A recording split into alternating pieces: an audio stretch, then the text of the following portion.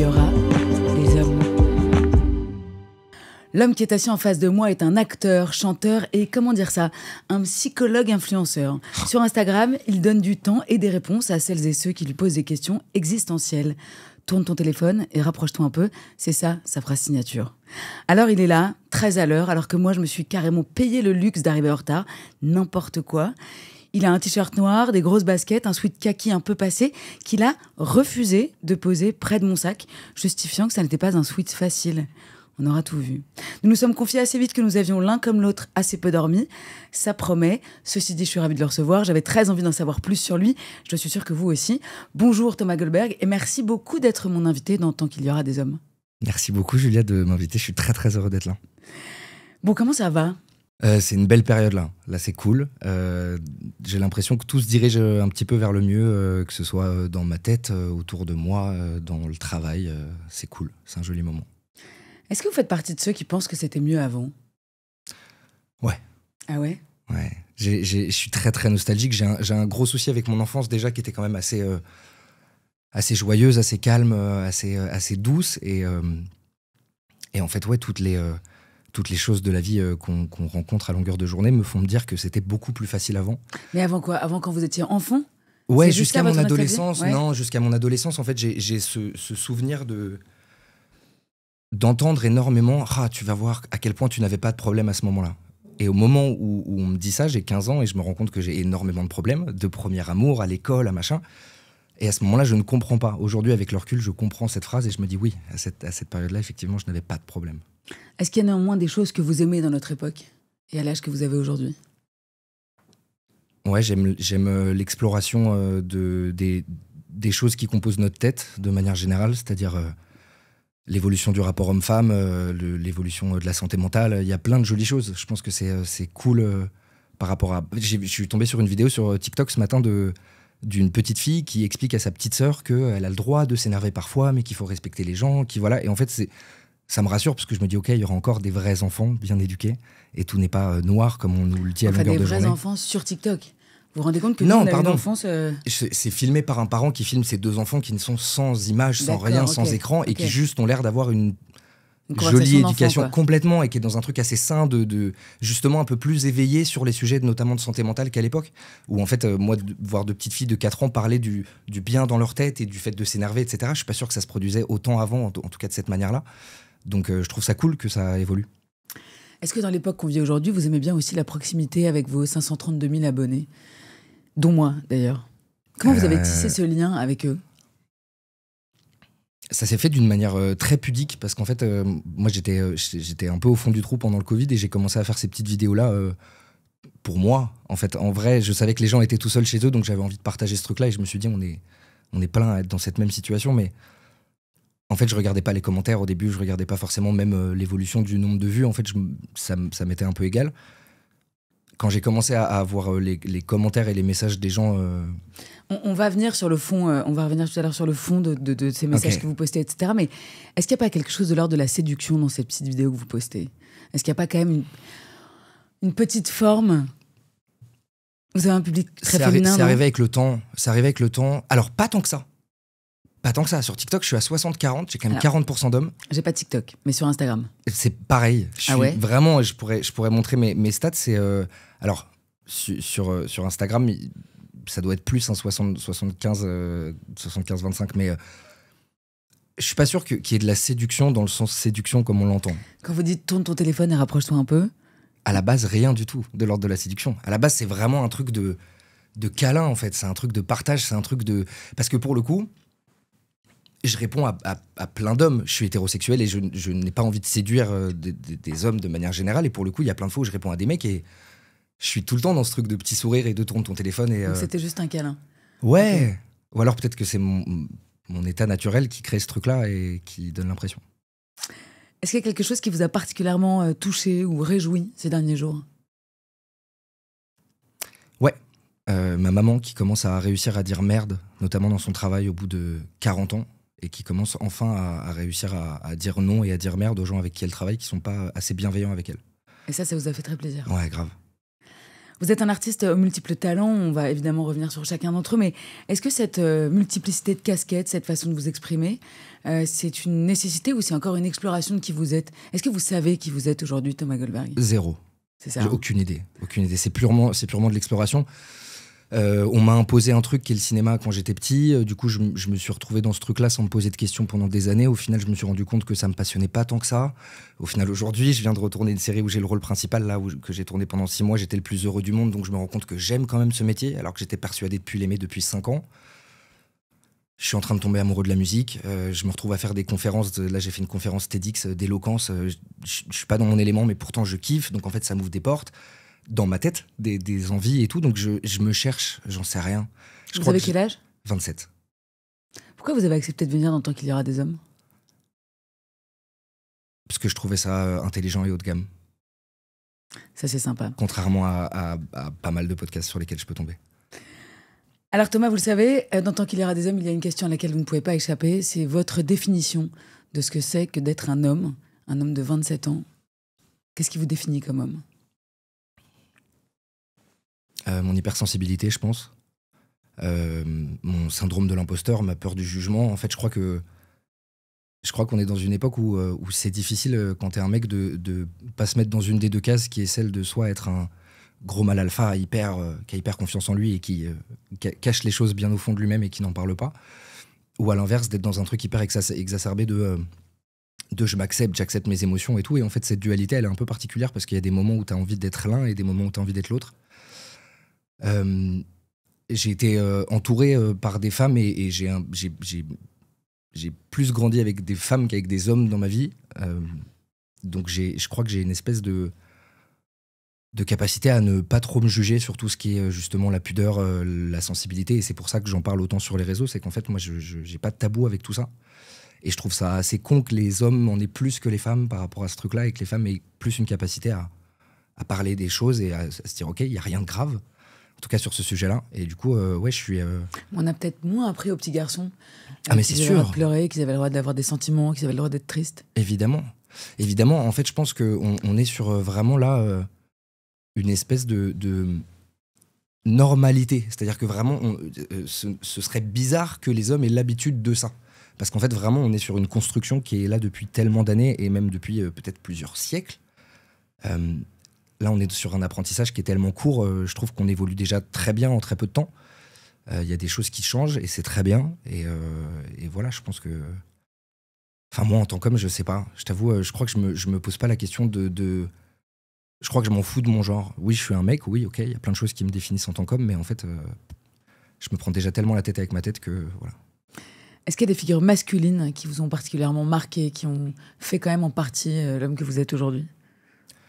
Mon père, évidemment, pour le calme, que je suis en train d'avoir petit à petit, que je n'ai pas eu pendant beaucoup d'années, mais pour la bienveillance, pour la protection de ma maman, pour la manière de me comporter dans la vie.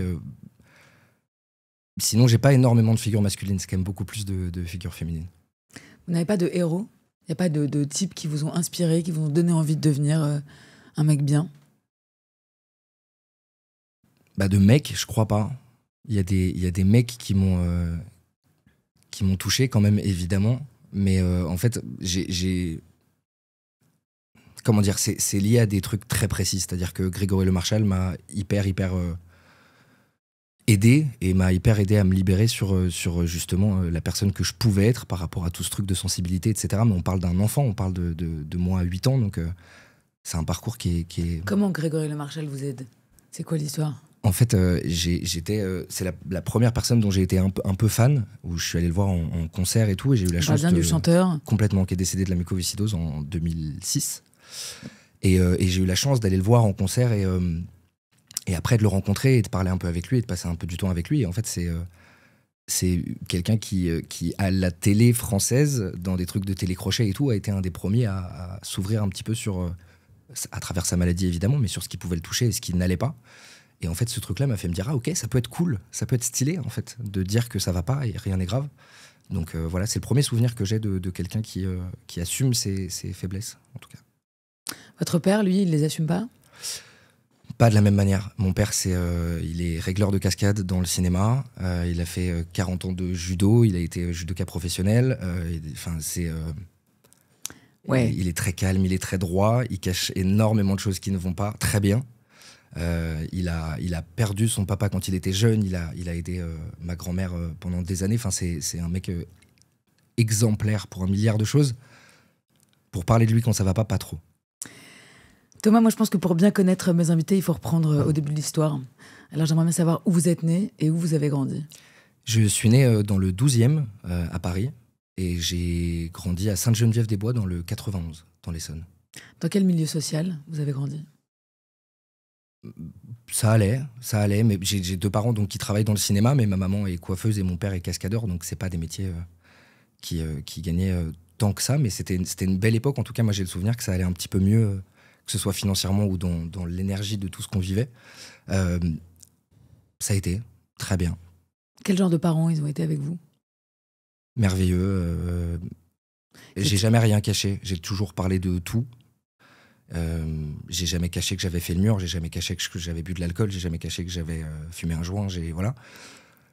Parce qu'en fait, ils m'ont toujours éduqué dans un truc de il faut rien qu'on se cache, on peut tout se dire, et juste l'important c'est qu'il n'y ait pas de tabou et qu'il n'y ait pas de non-dit. Et je crois que c'est la plus belle chose qui m'est transmise, c'est qu'en fait, je pense que rien ne peut mal se passer tant qu'il y a de la communication, peu importe la gravité du sujet. Donc, vous avez des frères et sœurs? J'ai 2 demi-frères que mon papa a eu avec une autre femme qui ont 12 et 10 ans aujourd'hui. D'accord, donc vos parents sont séparés? Ouais, depuis mes 11 ans, 11-12 ans. Comment vous l'avez vécu? Vous avez envie de boire depuis tout à l'heure et à chaque fois je vous interromps par une question. Non, c'est très bien, ça me va, j'aime bien le rythme. Je l'ai très bien vécu. En fait, pareil, j'ai de la chance d'avoir 2 parents très, très, très, très intelligents. Et en fait, ça n'a pas été une déchirure du tout. En fait, ils sont restés très amis, presque meilleurs amis. On a séparé la maison dans laquelle on vivait en 2, parce qu'il y avait 2 potentielles entrées. Mon père vivait en haut, ma mère vivait en bas pendant les premières années. Donc ça a été merveilleux. Moi, j'ai continué à dîner avec mes parents qui bouffaient ensemble à peine un an après qu'ils se soient séparés. Donc j'ai une chance assez dingue sur ce sujet-là. Vous les avez pas vus tristes? Dans cette situation-là, non. Je les ai vus tristes, mais dans d'autres cadres. C'est quoi le premier souvenir qui vous vient quand vous pensez à votre enfance?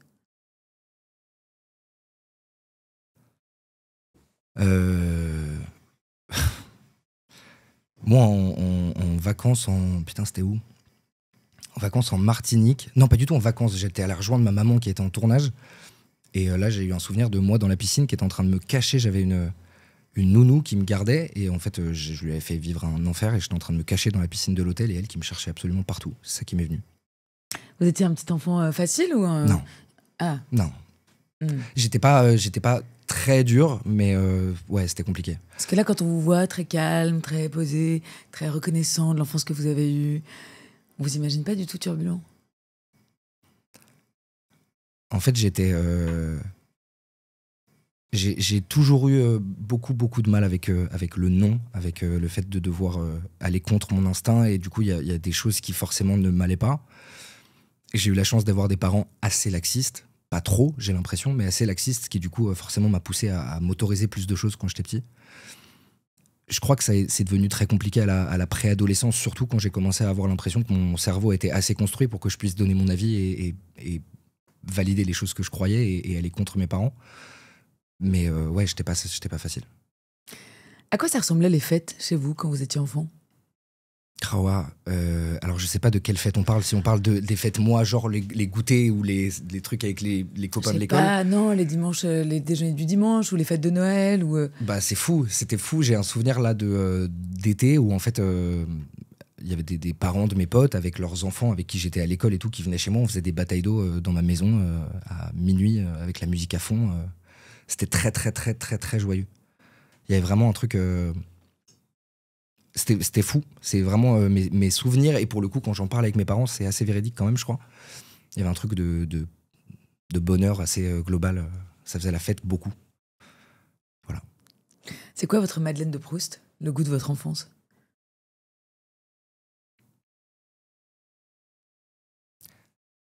Je crois que c'est le parfum de Thierry Mugler. Je sais plus lequel. Angel, Angel, qui est le parfum de ma maman. C'est fou. Dès que je le sens, il se passe un truc fou. C'est ma salle de bain de quand j'étais petit. Voilà. Je l'ai. Vous en parlez, je l'ai. Et j'avais même remarqué un truc sur des copines de ma mère, c'est que celles qui fumaient, c'était encore meilleur. Ah ouais. Thierry Mugler mélangé à l'odeur de la clope, c'était fou. Ah putain, ma Mais maman ça, fumait on n'a pas, pas le droit de le dire. Bah ouais, on n'a qu'elle pas s'y le droit mette. de le Il dire. faut qu'elle Mais s'y grave. mette. Et en plus, elle a racheté le parfum il y a pas longtemps en clin d'œil pour me faire plaisir. Et ça m'a fait très bizarre. Bah, Je faut pensais- lui dire, maman, maintenant, faut se mettre à cloper. Voilà, parce qu'il faut que. C'est le moment. Eh, c'est vraiment qu'une question de volonté. Hein. Quelle place occupait la culture et la musique dans votre famille? La culture, de manière générale, c'était ultra présent. Le cinéma était ultra présent. En fait, j'ai l'immense chance d'avoir un grand-père qui a été pensionnaire de la Comédie Française.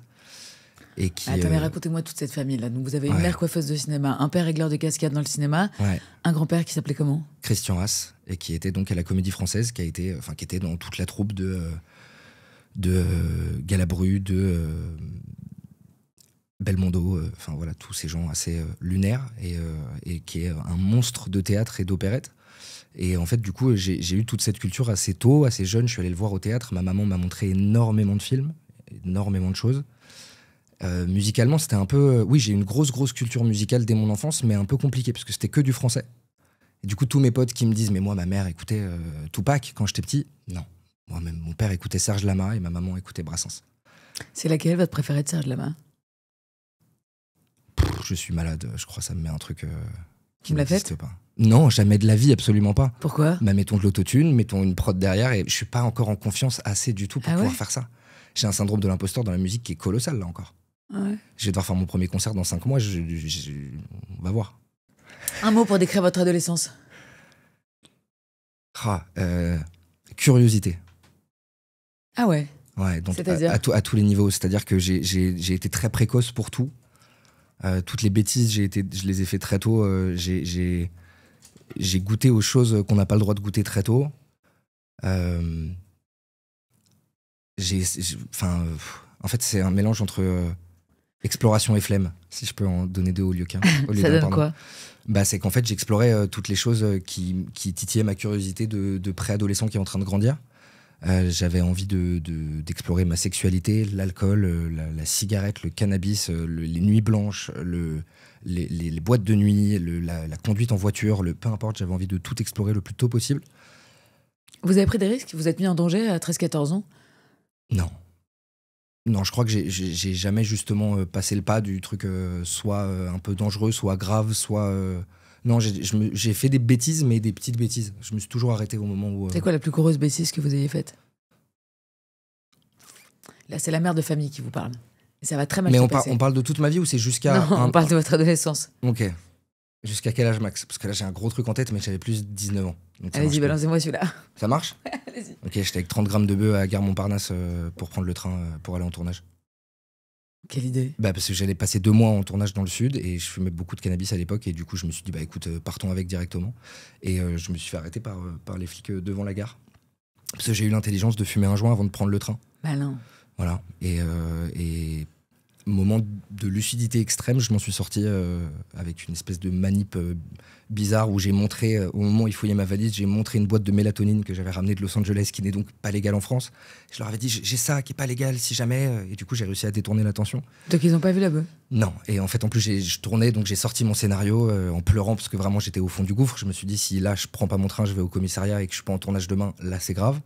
Et en fait, du coup, j'étais en train de fondre en larmes en disant mais c'est mon premier film où j'ai le rôle principal, machin. Donc, ils ont été très gentils avec moi. J'ai un peu joué de ça. Et en fait, j'ai sorti mon scénario sur lequel il y avait écrit le nom de Didier Bourdon qui tournait avec nous. Et là, tout de suite, leurs yeux se sont émerveillés. Et ils m'ont laissé repartir 2 minutes après. Et ils m'ont laissé mon joint en repartant. Alors, on va rappeler à celles et ceux qui nous écoutent qu'on ne fume pas d'herbe, on ne prend pas de drogue et que tout ça est tout à fait illégal, mais qu'en revanche, avoir un scénario avec marqué Didier Bourdon dessus, Ça peut aider. ça peut vous sauver de plein de situations. C'est la seule chose que vous aurez le droit de faire. À quoi vous ressembliez quand vous étiez ado? À peu près la même chose que là aujourd'hui? Le cheveu un peu en bataille. Ouais. J'avais les Vous n'avez pas beaucoup changé, non? J'avais les cheveux lisses, petits, qui se sont bouclés avec le temps. Toujours pas bouclés, parce que c'est toujours pas bouclé, mais je suis dans un espèce d'entre-deux un peu particulier maintenant. J'avais les cheveux vraiment très lisses avant. Donc j'ai eu une période à ma puberté, en 6e, 5e, où ça a été très compliqué. C'était vraiment... mes cheveux, c'était un espèce d'entre-deux. On aurait dit que je me levais tout le temps. Je sortais du lit toute l'année. Et c'était quoi vos rapports aux filles et aux copains? Vous étiez un meneur, un leader, un séducteur, un timide? Bah, j'ai quand même je suis quand même assez extraverti, donc non, j'ai quand même souvent été la grande gueule de mon groupe de potes. Je suis devenu très très ami avec un groupe de mecs avec qui je le suis toujours un peu moins aujourd'hui. Et c'est vrai que j'avais une des personnalités les plus extraverties et un peu too much de notre groupe, donc je parlais un peu fort. Avec les potes, ça allait très bien. Moi, j'ai été dans ce groupe hyper soudé toute mon adolescence où justement j'étais protégé. En fait, je pense que c'est pour ça que j'ai pas fait de grosses conneries. Voilà, c'est qu'en fait j'étais avec ce groupe de mecs où on se tirait tous plus ou moins vers le haut, en vrai, même si on se tirait vers le bas de temps en temps, mais voilà, c'était assez sain. Et avec les filles? C'est devenu assez particulier parce que du coup j'ai tourné La Guerre des Boutons à 14 ans. Donc je suis revenu en 3e en ayant tourné le film et là les choses ont changé pour le pas bien, parce que du coup j'ai commencé à sentir un intérêt qui était différent d'avant. Comment ça a commencé? Comment ils vous ont repéré pour tourner ce film? Vous faisiez du théâtre? Vous étiez quelque part? Parce que moi à la base je veux pas faire ce métier. Toute ma famille est dans le cinéma, moi je ne veux pas être dans ce milieu. Moi, pour moi, le cinéma à ce moment-là, c'est voir mes parents partir en tournage 4 mois à l'autre bout du monde, pas les voir, ma mère qui me manque, machin, enfin bref, donc rien qui me donne envie de faire ce métier. Et en fait, j'ai ma meilleure amie de l'époque, quand je suis en 6e ou en 5e, qui me dit oh, j'ai envie de faire un stage d'improvisation, est-ce que tu veux pas venir avec moi et tout? Je l'accompagne, et en fait, il y a une directrice de casting qui s'appelle Agatha Senforder qui vient, qui prend les profils des jeunes et qui m'appelle pour venir pour le casting un mois et quelques après. Et je passe 8 tours de ce casting, 6 tours, 7 tours, je sais plus. Enfin, en fait, j'ai passé 6 tours pour le rôle principal, qui est le rôle de Lebrac. Et en fait, Christophe Baratier, le réal, m'a dit écoute, je ne vais pas te prendre pour le rôle du gentil, mais finalement, je vais te prendre pour jouer le méchant. Et du coup, je me suis retrouvé sur ce film. Vous avez aimé? Ouais, c'est à ce jour une des plus belles expériences de ma vie, toujours. Mais donc, quand vous êtes rentré, les filles vous ont regardé parce que vous étiez devenue une petite star de cinéma, quoi. Bah, en fait, je finis le tournage en août, c'est-à-dire que alors, je suis à l'école, je pars en mai pour aller tourner. Donc, du coup, la fin de l'année, je suis pas là. Donc, déjà, tout le monde se dit oh ouais, le mec n'est plus en cours. Je reviens en septembre. Le film sort le 21 septembre. Donc, du coup, tout septembre, à la rentrée, je suis en promo. Donc, je suis au Grand Journal, vivement dimanche, c'est à vous, machin. Ça n'a aucun sens. Et je reviens à l'école la journée. Donc là, ouais, il se passe un truc. Il y a les deux côtés. Il y a un peu un côté harcèlement scolaire, même si vraiment, j'aime pas dire ce mot parce que c'est pas ce que j'ai subi, mais ça s'est beaucoup moqué de moi. Parce qu'évidemment, à cet âge-là, c'est très facile de tourner quelque chose en ridicule qu'on ne connaît pas et qui est un peu particulier. Et du coup, juste le fait que je sois acteur donnait lieu à plein de moments un peu drôles pour eux. Et l'autre côté où effectivement, ouais, j'ai senti une espèce de différence, et notamment avec les filles, où je pense pas que je sois tombé à cet âge-là, en tout cas, sur des filles intéressées, ce qu'on peut appeler communément, que je déteste ce terme, mais de michto. Parce qu'en fait, à cet âge-là, je pense qu'on n'est pas dans ce truc-là, très loin de là. Mais vous avez réussi à placer michto dans ce podcast, c'est la première fois. C'est vrai? 160 invités, pas un seul m'avait placé le mot michto. Et, voilà. Et en plus, j'ai précisé que je détestais le mot avant, donc ça va normalement. Je sais pas. Mais en fait, non, sur le principe, en tout cas, je sentais pas un intérêt malsain forcément, mais je sentais que j'avais un truc en plus. Vous commencez à tourner, ça marche bien, puis un jour ça marche plus. Et le cinéma vous donne pas du tout l'heure. Ni l'heure, ni ce que vous attendiez. Il n'y a plus de scénario avec Didier Bourdon, il n'y a plus d'arrestation de flics devant la gare Montparnasse, il n'y a plus de tournage. Alors et ça, c'était après, mais effectivement, il y a eu une période où il n'y avait plus rien du tout. Ouais. Et là, vous sombrez un peu. Ouais. Vous êtes encore jeune, puisque vous êtes toujours jeune. Je rappelle que vous avez 27 ans pour celles et ceux qui ne suivent pas. Donc vous êtes très très jeune et vous êtes tombé dans une dépression. Vous avez quel âge quand ça commence? Parce que vous dites qu'elle n'a pas duré 3 ans, elle a duré 6 ans. En fait, ouais, je peux pas vraiment savoir. Je me suis occupé de cette dépression pendant 3 ans. Si je me penche un peu sur l'avant, il y avait des signes annonciateurs quand même depuis un moment. Je pense qu'en tout cas, j'ai vécu des épisodes dépressifs avant ces 3 ans-là. À cause de ce métier, c'est ça qui vous... Que ça. On est d'accord. Que ça. C'est l'attente, la frustration, le fait de ne pas travailler, de ne pas être désiré. J'ai été matrixé complètement par cette industrie. Ce qui est assez fou, c'est que je suis un des seuls enfants de La Guerre des Boutons qui, juste après le tournage, a voulu faire une carrière, qui a tourné, qui a pris un agent, qui a commencé à faire des castings à gauche, à droite et tout. Parce qu'en fait, je me suis rendu compte que j'avais touché quelque chose d'extrêmement facile. J'avais pas forcément à travailler. Je pouvais gagner beaucoup d'argent. J'avais une image publique. Donc en fait, je me suis dit, je n'étais pas passionné de jeu. Pourquoi ça n'a pas marché? Pour cette raison-là. Parce que vous l'aviez pas dans le sang. Parce que je le faisais pas pour les bonnes raisons. Si je pense que je l'ai dans le sang, et là, la série que je viens de tourner pendant 6 mois me dit que je l'ai dans le sang 100%. Mais je le faisais pas pour les bonnes raisons, en fait. J'avais envie de percer, j'avais envie de gagner de l'argent, j'avais envie d'être connu, j'avais envie d'arrêter l'école et de pouvoir... voilà, en fait, c'est tout. Donc du coup, forcément, je pense que l'univers ne m'a pas aidé. En tout cas, c'est ce que je me dis aujourd'hui parce que je pense que j'avais pas le mérite de ça. Je crois qu'aujourd'hui, les choses changent beaucoup et que justement, ça évolue grave parce qu'aujourd'hui, je fais tout pour les bonnes raisons. Voilà, je pense que c'est la très grosse différence entre le mois d'avant et le mois maintenant. Vous avez vraiment sombré? Ouais, fond du trou complètement. Médicaments, cannabis dès le matin en sortant du lit, alcool tout seul dès 17-18 heures. Je voyais plus personne. Je me suis enfermé complètement chez moi. En fait, vraiment, j'ai passé 3 ans à me lever, fumer des joints, jouer aux jeux vidéo et vers 17h, 18h, boire de l'alcool en jouant aux jeux vidéo jusqu'à aller me coucher. Et vos parents, à ce moment-là, ils sont où? Mon papa est dans le sud, à Bordeaux, avec mes petits frères, donc un peu plus loin, donc forcément il a moins la vue sur tout ce qui se passe. Ma maman est là, et ma maman est la première spectatrice désolée de tout ce qui se passe, parce qu'évidemment elle ne peut rien faire, parce qu'en fait j'ai une telle force de persuasion et envie de liberté tout totale qu'en fait elle a beau essayer de me donner quoi que ce soit comme conseil, je n'arrive pas à écouter les choses. Mais vous donnez le change quand elle est là ou vous vous cachez même pas? Ah, je me cache même pas. Ah non, je me cache pas du tout. C'est-à-dire qu'en fait, alors je me cache pas du tout, mais en fait, les moments avec elle ne sont pas de la tristesse du tout, parce que vu que je suis avec ma maman et qu'il y a de la pudeur, tout se transforme en colère tout le temps. C'est-à-dire qu'en fait, chaque chose qui ne va pas et qui crée de la frustration ou de la tristesse va se transformer en colère. C'est-à-dire, vous avez tout cassé dans votre appart? Non, pas du tout. Non, c'est dans ma manière de parler, dans ma manière de répondre, dans ma manière de mais c'est marrant, je vous imagine pas en fait. Une seule seconde monter dans les tours. Mais pourtant, je vous cherche depuis tout à l'heure. Ouais, mais je monte. Mais je monte pas dans les tours. En fait, c'est pour que je gueule. Waouh. En fait, ça, je l'ai gardé de mon père. J'ai le truc très force tranquille. Ça m'arrive de crier. Je crie quand on me pousse à bout. Vraiment, c'est extrêmement rare. Et en général, quand on me pousse à bout, je me barre. Je crie pas. Ok, restez bien assis. Vous avez publié chez Robert Laffont, Promis, ça va aller, un livre dans lequel vous racontez votre histoire et cette maladie mentale et ce tabou des hommes qui en parlent peu. C'est vrai que vous avez été le premier, c'est sorti en octobre. Et puis là, on a Nicolas Demorand qui s'est aussi ouvert sur la question et sur le sujet. Vous avez l'impression qu'on avance dans le bon sens, là? Ah ouais, de ouf. En fait, oui, on avance dans le bon sens. J'espère qu'on n'est pas dans une espèce, qu'on tombe pas dans un truc de le sujet est hype en ce moment, c'est super. Donc, j'ai l'impression qu'on en parle beaucoup plus en ce moment et que c'est très exponentiel parce qu'en fait, des gens sont en train de se rendre compte que c'est intéressant d'en parler. Pour les stats, pour le sujet, pour l'image. Voilà. Donc, je pense qu'il faut faire attention à pas tomber dans ce truc-là. Après, je pense que de manière générale, il faut faire le tri entre les choses bien et celles qui ne le sont pas. Le fait qu'on en parle, c'est chambé. Qu'est-ce qui a fait qu'un jour vous vous êtes dit, là, si je me reprends pas en main, je vais vraiment planter ma vie? Ça a été quoi le déclic pour vous en sortir? Un concert de Billie Eilish à Bercy le 22 juin 2022. C'est ultra clair. C'est vraiment, il y a l'avant et il y a l'après. Déjà, vous êtes sorti de chez vous? Vous êtes plus devant votre console?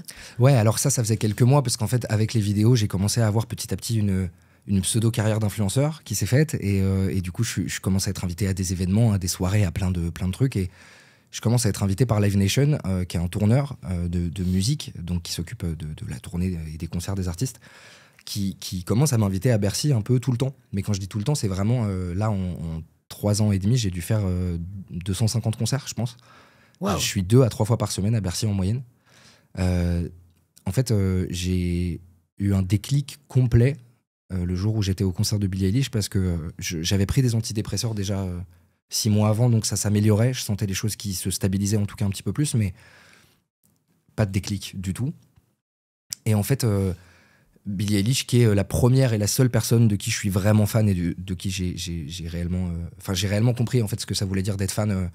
Parce qu'en écoutant sa musique, il se passe un truc psychologiquement, je physiquement. C'était Grégory Le Marchal, la première personne dont vous avez été fan. Ouais, mais c'était pas fan de la même manière. C'est-à-dire que j'écoutais ses chansons par cœur et je me les gueulais à longueur de journée et je m'intéressais à ce qu'il disait, à sa vie et tout. Mais la Billie Eilish, ça va plus loin. Je me reconnais. J'ai l'impression de... En fait, je me sens compris. J'ai l'impression de plus être tout seul. Il y a ce truc un peu magique de... Qu'est-ce qu'elle dit dans lequel vous vous reconnaissez? Tout. En fait, c'est une Pour fille... ceux qui connaissent pas bien... Complètement. En fait, alors déjà, c'est une fille qui a explosé quand elle avait 14 ans, avec un son qui s'appelle Ocean Eyes, avec son frère qui est un producteur de musique, et qui a tout de suite tout explosé, et qui donc a été confrontée à alors, avec un degré évidemment bien supérieur au mien, mais à ce truc de notoriété, etc. assez tôt. Et c'est quelqu'un qui a souffert de dépression pendant des années, depuis très longtemps. C'est-à-dire depuis ses 15-16 ans jusqu'à ses 19-20. Vraiment, ça a été très compliqué. Et en fait, dans ses chansons, je me suis dit, ah ouais, ok, je sens la même chose à plein de moments, etc. Donc je me reconnaissais beaucoup. Et en fait, un jour, elle annonce la sortie de son deuxième album qui s'appelle Happier Than Ever. Et du coup, en anglais, ça veut dire plus heureuse que jamais. Et à ce moment-là, je me suis dit, mais comment ça? Ça voudrait dire qu'elle y est arrivée? Ça veut dire qu'elle est enfin sortie de ce truc-là? Et quelques jours plus tard, elle annonce les dates de sa tournée, avec une date à Paris, à Bercy. Et en fait, je me suis dit, ok, c'est ce jour-là que tout va changer. C'est-à-dire que j'avais décidé avant. Je m'étais dit, ok, je vais voir Billie Eilish en face de moi, je vais entendre toutes ces paroles qui m'ont fait tant de bien, et il va se passer un truc. Et en fait, le fait d'être 20 000 dans cette salle, avec 20 000 personnes qui ressentent la même chose que moi, qui sont dans ce même truc de... Ouais, je souffre, et ouais, je trouve une personne qui peut-être m'aide à mettre une petite béquille. Je me suis rendu compte que cette sensation, ce truc de créer une bulle avec des gens et de créer une atmosphère de bienveillance, de non-jugement, de voilà. Déjà, je crois que c'est le moment où j'ai été le plus heureux de ma vie, ou en tout cas le plus apaisé depuis très longtemps. Et je me suis dit que je voulais faire pareil, en fait. Donc du coup, le lendemain, je me suis dit arrête de penser au cinéma, arrête de te prendre la tête avec quelque chose qui ne te rend même pas heureux depuis des années, et peut-être essaye de trouver quelque chose qui te rend heureux. À ce moment-là, j'ai eu deux flashs.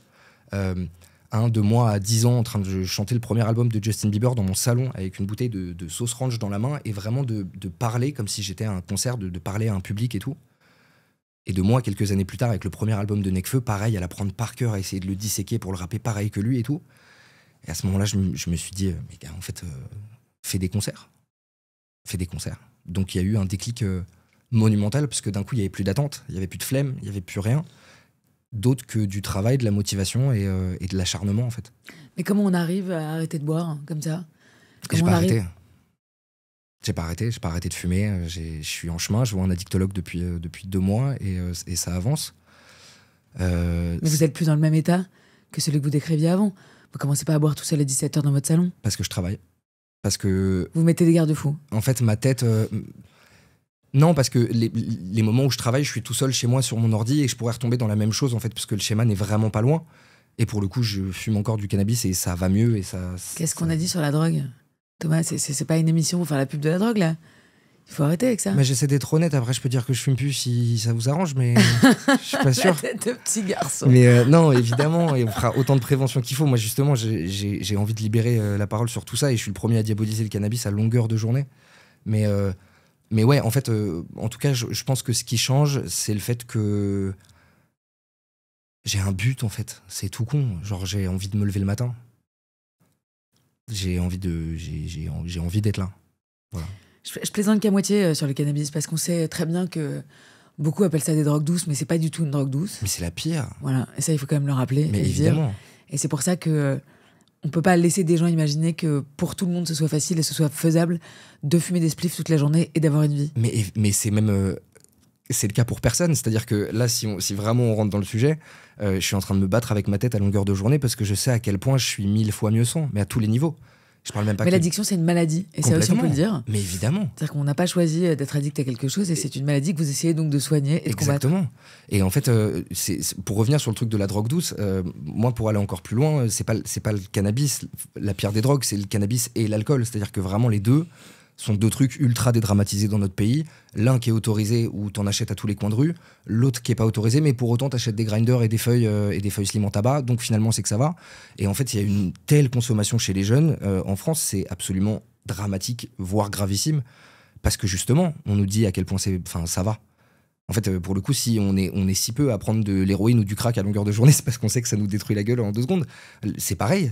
C'est juste que ça met un peu plus de temps, le cannabis et l'alcool, et du coup c'est encore plus insidieux. Mais évidemment, c'est beaucoup plus malsain, parce que du coup, c'est encore, tu vois pas le truc venir. Et d'un coup, ça arrive et tu te dis, ah waouh, il est peut-être trop tard. Vous aimeriez arrêter vraiment de fumer des joints? Ah ouais, complètement. En fait, non, j'aimerais pouvoir fumer de temps en temps en soirée avec des amis. Si un jour je vois quelqu'un qui me dit, oh, est-ce que tu veux fumer? J'aimerais bien pouvoir dire oui, et que ce soit sympa, parce qu'en fait, j'aime l'effet en soi que ça me fait. Récréatif, quoi. Exactement. Mais le problème, c'est le fait de pas fumer tout seul, parce que le problème c'est ma tête. Le problème c'est que je fume pas par plaisir du tout. Vous fumez pourquoi? Pour oublier? Pour vous enfumer la tête? Je fume pour calmer le schéma de réflexion en arborescence que j'ai dans la tête, et calmer les troubles de l'attention que j'ai. En fait, c'est Le cannabis influe ton état sur le moment. C'est-à-dire que si t'es au fond du trou, ça va te rendre encore plus au fond du trou. Et si t'es bien, ça va te mettre encore mieux normalement. Mais en fait, quoi qu'il se passe, ça crée de la parano, ça crée une surréflexion. Et en fait, cette surréflexion, moi, elle m'amène forcément à... Ça finit jamais bien, en fait. Tous ces gros schémas de réflexion qui vont très loin finissent toujours par me faire avoir peur de quelque chose. J'ai peur de l'avion depuis que vraiment je fume du cannabis. J'ai pris l'avion toute ma vie depuis que j'ai 4 ans en UM. J'étais comme ça quand il y avait des trous d'air. Ah, tout va bien et tout. Ça me crée des angoisses. Ça me crée, voilà, c'est gravissime en fait. C'est le pire truc possible. Vous avez fumé avant de venir ? Ouais. Parce que vous aviez peur ou parce que vous aviez envie de fumer ? Parce que je fume toujours en début de journée un petit peu. Ce qui est très cool, c'est que là, pour le coup, c'est le dernier. Et en fait, je ne rachète plus, en fait, là. Et du coup, j'ai des moments où j'ai racheté un petit peu parce que j'étais avec des amis ou en train de faire de la musique, etc. Parce qu'il y a ça aussi. Mais là, je n'ai plus rien. Et en fait, et j'étais très content, justement, là, tout à l'heure, de me dire, OK, c'est super, j'ai plus rien. Donc ce soir, je n'aurai plus rien. Demain matin, je n'aurai plus rien. Et je recommence un truc de sevrage parce que je fais des petits allers-retours, là, du coup. Voilà, pour essayer de rendre le truc... Des allers-retours où ? D'arrêt et de reprise. D'accord. Okay. Mais vous partez pas dans un centre ou dans un... Non, du tout. Non, je pense pour l'instant ne pas avoir besoin. En tout cas, j'ai encore la croyance et l'espoir de me dire que je peux m'en sortir tout seul avec ma tête, avec un addictologue, évidemment, et un psychiatre. Mais voilà, je suis pas sûr d'avoir besoin de m'obliger à être dans un endroit où je vais flipper d'y aller. Et voilà. Et donc, vous faites de la musique. Et ça, c'est bien. Paraît que c'est nous qu'on doit s'aimer.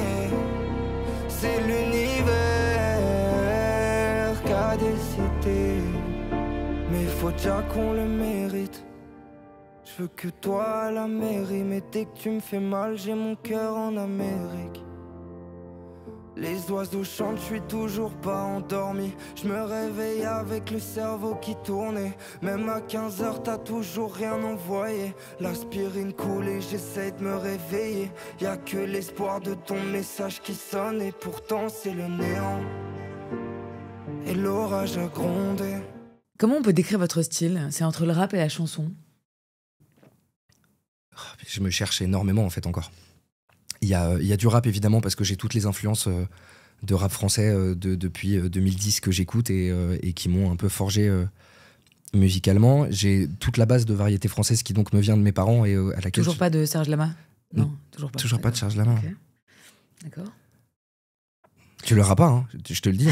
Non, mais parce que tu ne l'auras pas. C'est pas grave. Mais après, c'est super, il va falloir venir me voir en concert et peut-être ça peut se négocier un petit extrait de Je suis malade en concert, peut-être. C'est vrai ? Non. Ah ouais, je me disais aussi. Non. C'est hyper introspectif votre façon d'écrire. C'est pas très très joyeux quoi. C'est pas la fête à neuneux quand on écoute vos chansons. Hein. Peut-être que si. Peut-être que pour l'instant ça l'est pas. Mais peut-être que ce qui va venir après l'est parce que ce qui est dans ma tête a évolué. Justement, là je suis en train de me rendre compte que ça change grave. Que maintenant j'arrive même plus. Et là parce que donc je prépare mon premier projet, mon premier album qui va sortir dans quelques mois. Et en fait. Je vais pas trop en spoil, mais en gros, il y a 2 énergies, il y a 2 couleurs. Et je me rends compte que maintenant que je suis dans la couleur un peu plus cool, j'ai carrément du mal à revenir sur la couleur où je suis pas bien et j'ai carrément du mal à l'exprimer artistiquement. Et le bonheur, ça vous inspire ? Vous arrivez à écrire quand vous êtes heureux ? Ouais. Contrairement à beaucoup d'artistes qui ont besoin d'être un peu pas bien. En fait, je crois que moi, je me suis tellement quand il y a de la complaisance, je me suis tellement... C'est quoi le mot qui vient ? Complet. Ouais. Pas ouf. Non, pas ouf. Pas ouf. Mais en tout cas, j'étais tellement... J'ai bien aimé. Voilà, j'étais tellement dans ce truc d'être pas bien et de parler du fait que je suis pas bien. C'est quand même... J'ai failli dire non. Enfin, j'ai pas failli dire non, mais je ne fais plus de promo et j'ai plus envie de faire de podcast et tout pour parler de tout ça à la base parce qu'en fait, j'ai tellement parlé de moi. J'ai tellement parlé du fait que j'allais pas bien. J'ai tellement raconté tout ça à travers un livre, à travers de la musique, à travers des conférences, à travers des podcasts, à travers de la promo et tout. Stop. En fait, au bout d'un moment, j'ai envie de parler d'autre chose. Moi, j'ai envie de parler d'autre chose. Non pas que ça soit les gens forcément ou quoi, mais en fait, je pense avoir d'autres choses à raconter que parler de ma petite personne en mode je suis pas bien. Bah ok, maintenant qu'on parle de votre musique, dans une de vos chansons qui s'appelle J'écris, vous dites le Grammy vaut plus que l'Oscar. Ouais. Je me suis battu contre mes excuses. Maintenant je recule plus devant les obstacles. Je fais le tour des médias, ils veulent des exclus. Mais je dis rien, ce sera pour le prochain ouvrage. J'écris ça un soir de pleine lune. Le sommeil est parti autre part. Finalement j'ai changé d'avis. Le Grammy vaut plus que l'Oscar. L'échec a servi de mentor et je sais ce que ça fait de perdre. Terminal 2 de l'aéroport, je vois que mon livre relais. J'ai passé 3 ans dans le nord à chercher la lumière. J'écris mes rêves et ça m'endort. J'écris pour figer ma peine dans le temps. Donc aujourd'hui, c'est sûr, vous préférez être chanteur à être acteur. En tout cas, si je dois... Alors, cette phrase, pour moi, elle exprime... Parce qu'en fait, c'est nul, ce truc des prix. Je voulais pas l'écrire comme ça, parce qu'en fait, on s'en fout d'avoir un Oscar ou un Grammy, ou peu importe, mais... Vous en foutez vraiment des prix ? Des prix en eux-mêmes, oui. De la reconnaissance, non. Sauf que le prix induit la reconnaissance. Donc, du coup, en soi, je m'en fous pas. Mais juste le flex de pouvoir dire j'ai gagné tel truc, oui, je m'en fous. Mais en fait, tu te rends compte de tout ce qui découle derrière, je m'en fous pas. Là, je viens de bosser. La série que j'ai faite, c'est pour un réalisateur qui s'appelle Jean-Xavier Delestrade, qui a gagné un Oscar. Non, tu sens qu'il y a une diff. Tu sens qu'il y a une diff dans la manière de... Enfin, voilà. Donc, en fait, c'est juste pour exprimer le fait que si demain, je dois choisir une validation, parce qu'en fait, je ne vis qu'à travers le regard des gens et qu'à travers la validation des gens depuis mes 14 ans, si je dois en choisir une, c'est dans la musique. Parce qu'en fait, je crois que j'ai assez confiance en moi dans le cinéma pour ne plus en avoir besoin, ou en tout cas plus pareil. Mais si on doit vous valider en tant que chanteur, il va falloir accepter de chanter sans autotune, c'est sans prod derrière, quoi. Pas forcément. Ah ouais ? Bah pas du tout. T'as des chanteurs aujourd'hui. Alors j'allais parler de mecs pas très connus, mais pour rentrer dans les gens très très très connus, Tiakola, qui est un mec qui vend des millions d'albums à longueur d'année, il a une voix sublimissime, mais on l'entendra jamais sans autotune. Booba, on l'entendra plus jamais sans autotune aujourd'hui. Ou alors c'est du rap. Et moi, quand c'est du rap, il y a pas d'autotune. Même il y a des moments parlés et tout, mais en fait quand je chante, je suis en train de prendre des cours de chant, j'avance, mais je suis ultra lucide sur. En fait, j'écoute trop de musique. Pour. Vous écoutez quoi en ce moment, par exemple ? Alors là, depuis une semaine, j'écoute le nouvel album de Solalune et de Zamdan, qui sont 2 rappeurs que j'adore, mais sinon, dernièrement, je suis en train de redécouvrir en fait plein de choses. C'est pas Kanye West.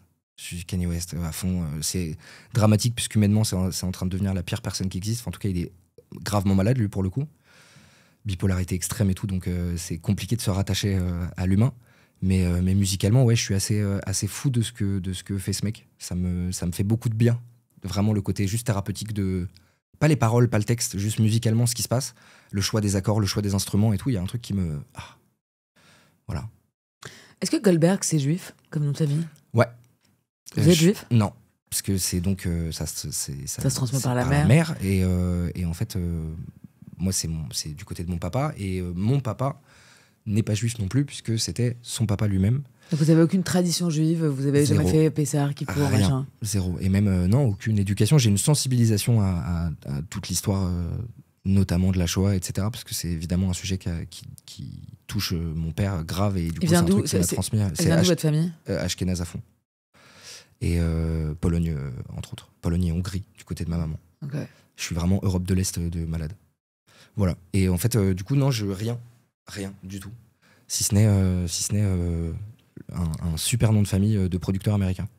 C'est vrai que c'est pas mal, Goldberg. Ah, ça a de la gueule. Hein. J'aime bien. Il faut en faire quelque chose. Et vous allez chanter sous le nom de Thomas Goldberg, ou vous allez vous prendre un petit pseudo ? Non, je fais une Juliette Armanet. C'est bien ça. C'est un bel exemple. Ouais, grave. Qui sont les femmes importantes de votre vie ? Ma maman par-dessus tout. Ma maman qui est ma meilleure pote. C'est marrant, vous dites ma maman, mon papa, vous dites pas ma mère, mon père. J'ai pas dit mon père, je crois que je dis plus peut-être ma maman, père, mon père. En tout cas, vous dites ma maman. Ah bah oui, ouais, mais je suis un gosse à maman, enfin j'ai un fils à maman de malade. C'est ma meilleure pote, je peux pas dire autrement, voilà. Vous l'appelez tous les jours ? Ah non, mais c'est...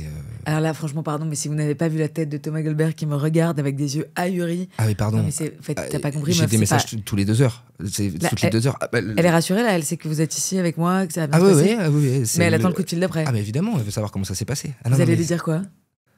Je sais pas, pour l'instant. J'attends de voir. Est-ce que vous croyez en l'amour ? Oh putain, non. Ah ouais, putain.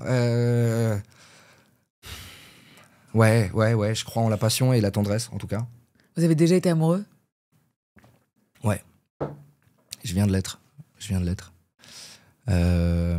Ouais, je crois en la passion et la tendresse.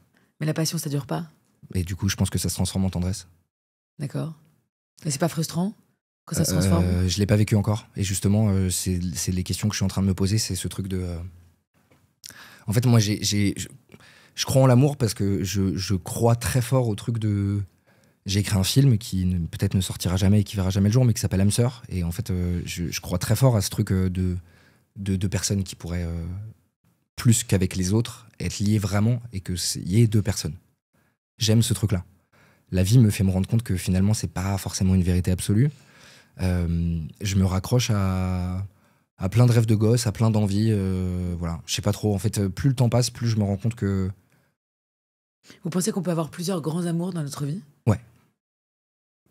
Donc on a plusieurs âmes sœurs. Ou alors, en fait, mais non, mais il y a une grosse différence entre mon vécu et ma vision des choses. Parce qu'en fait... En même temps, vous avez que 27 ans, Thomas. C'est pour ça. Mais si je m'appuie sur ma propre expérience, vu que je considère avoir déjà été amoureux, oui, je pars du principe qu'il y a plusieurs grands amours, parce que j'espère en retrouver un à un moment, sinon ça va quand même être très relou jusqu'à la fin de ma vie. Mais en fait, pour être très honnête, j'ai été tellement pas bien avec moi-même pendant longtemps. J'ai vraiment compris le truc de tu peux pas rendre quelqu'un heureux tant que toi t'es pas assez bien pour pouvoir tirer cette personne vers le haut, pardon. C'est même au-delà de ça, c'est est-ce qu'on est capable d'être aimé quand on s'aime pas soi-même ? C'est plutôt ça. Parce que les gens n'ont pas forcément besoin de vous pour être heureux. Complètement. Je crois que oui. Mais après, est-ce que c'est vraiment aimer ? Mais je pense qu'il y a des gens qui ont ce syndrome du sauveur et qui ont ce truc de justement se raccrocher aux gens qui vont pas bien. Je sais pas. Mais en tout cas, là, je sors d'une relation il y a 1 ou 2 mois et j'ai eu l'impression vraiment de tomber amoureux et d'être dans un moment de ma vie assez bien pour pouvoir aimer quelqu'un assez bien et en tout cas pour pouvoir tirer cette personne vers le haut. Mais effectivement, ça dépend de plein d'autres critères. À qui devez-vous beaucoup ? À ma mère. Et vraiment, c'est tout. À mon père aussi, évidemment, pour plein de choses, mais voilà. Voilà. Est-ce qu'il y a un livre que vous avez beaucoup offert ? Oui. Les brèves questions aux grandes réponses de Stephen Hawking. Qu'il n'a pas fini d'écrire, qui est le dernier livre qu'il a commencé à écrire quand il est décédé, qui a été fini par sa fille et par son associé, qui me fascine absolument parce que voilà, ça essaye de répondre d'une manière très scientifique et cartésienne à toutes les choses qui sont incompréhensibles. Et ça répond notamment à est-ce que l'amour existe, est-ce que Dieu existe, est-ce que l'espèce humaine va survivre à la planète Terre. Il répond quoi à tout ça ? Je l'ai pas lu, moi. Ah bah c'est... On va survivre ou pas ? Est-ce qu'on va survivre à la Terre ? Ouais. Non, il n'est pas extrêmement positif. Est-ce que l'amour existe ? C'est beaucoup trop complexe. Oui, mais moi, ce que j'ai adoré, c'est qu'en fait, il l'explique d'une manière extrêmement scientifique, en parlant d'hormones, en parlant de... Enfin, voilà, il y a très peu d'ésotérisme dans ce livre. C'est vraiment beaucoup de factuel. Et l'autre livre, quand même, qui a vraiment marqué ma vie très, très fort, c'est La vie devant soi, de Romain Gary. Voilà, où c'est l'histoire d'un enfant de 5 ans qui... 8, Momo. 8 ouais. Bah ouais, il se déplace tout seul. Ah oui, c'est vrai. Oui, c'est vrai. Oui. Ou alors 5 ans très autonome, quoi. Ouais, c'est ça. Il a plutôt 8 et il est élevé par Madame Rosa. Voilà. Qui est une ancienne déportée. Tu racontes 1000 fois mieux que je l'aurais raconté. Mais voilà, pour moi, c'est juste l'éveil d'un enfant sur tout ce qui touche à la vie. Et quand il parle de sa mère, il dit qu'elle n'est pas là parce qu'elle se défend. Ouais. C'est quand même plus joli qu'elle tapine. Évidemment. Qu'est-ce qui vous rend heureux ?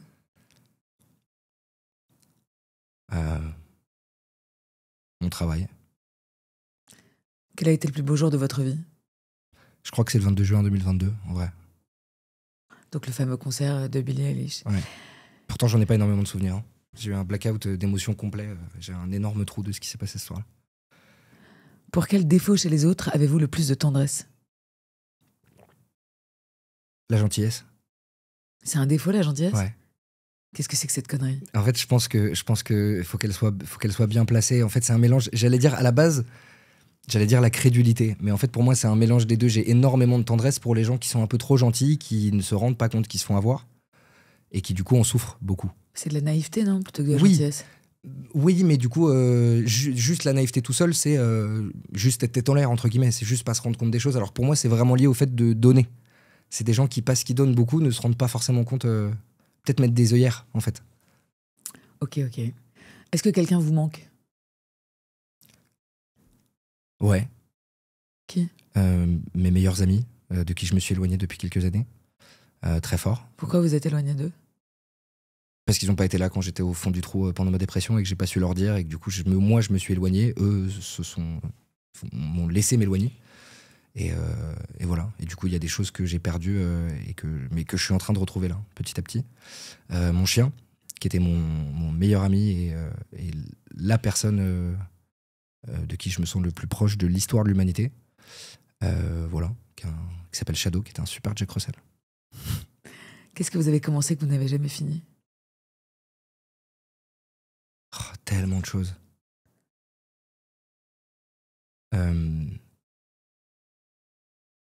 À demander pardon à mes amis. Ça a été très facile d'envoyer un message, notamment à un de mes meilleurs potes, en lui disant voilà, il s'est passé ça depuis tout ce temps, machin, voilà. Ok, bah viens, on se voit. Et là, c'est plus compliqué. Enfin, si Dieu existe, Thomas, qu'aimeriez-vous qu'il vous dise en vous voyant arriver le plus tard possible, bien sûr? Bien, wesh. Pour le Grammy? Non. non, parce que en fait, je me raccroche à... On parle du plus tard possible, donc je me raccroche à l'évolution que je vais avoir et je sais que je vais grandir, je sais que je vais avancer par rapport à plein de choses. Et non, par rapport au pardon, par rapport aux relations humaines, par rapport à l'évolution de ma capacité à prendre soin des gens, à être moins égoïste. Mais je sais que je vais y arriver, donc j'ai aucun doute qu'au moment où il va me dire bien, wesh. Merci beaucoup Thomas Goldberg pour ce moment passé ensemble. Les mots de la fin vous reviennent. Je commence cette phrase et vous la terminez. Alors, tant qu'il y aura des hommes... La terre vivra. Merci beaucoup. Portez-vous bien. Bon album, bon concert dans je sais pas combien de temps. Et à bientôt. Merci beaucoup. Tant qu'il y aura des hommes.